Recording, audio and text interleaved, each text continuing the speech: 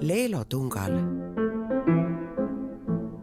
Ei ole see materiaalne heaolu ka kõige tähtsam siin ilmas, vaid see, et kui inimesel on algusest peale antud tunda, et teda armastatakse või on armastatud, siis see jääb tõesti praeguseid termineid kasutades, no ütleme, mingiks hoiuraamatuks, mis kannab kogu aeg dividende.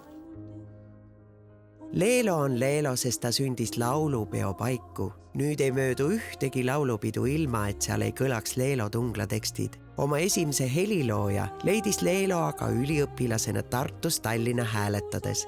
Valter Ojakäär võttis ta auto peale. Kui Ojakäär taipas, kellele küüti teeb, peatas ta auto kinni ja ütles, et on patune. Nimelt oli ta võtnud ühe Tungla teksti ja selle lauluks teinud.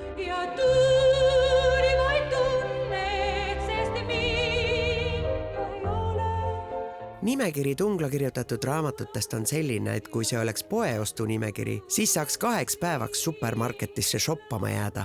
Laule on tal nii 1000 ja on iseenesest mõistetav, et just tema tekstiga laul esindas esimest korda Eestit Eurovisioonil.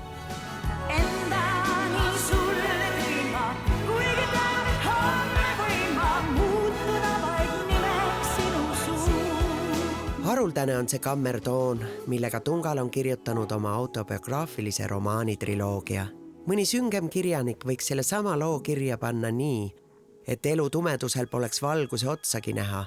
Aga Tungal oskab külma ja kuuma veekraane täpselt nii kruttida, et selles vees on mõnus olla.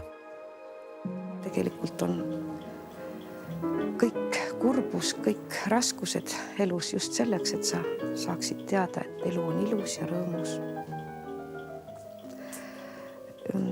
Ma olen tihti need asjad pooleli jätnud, sest ma olen ise ka naeran, et olen nagu tuletõrjuja, kirjaniku kombel peaks jälgima seda, kuidas tuli põleb ja missugused on leegid, aga mina torman ikka suuga tuld kustutama. Seepärast olen ma ennast killustanud alati mitmetesse asjadesse, aga ma arvan, et ju siis selliseid inimesi peab ka olema, sest et ega niisugust asja ei ole, et ükski inimene on maailma ilma asjata loodud.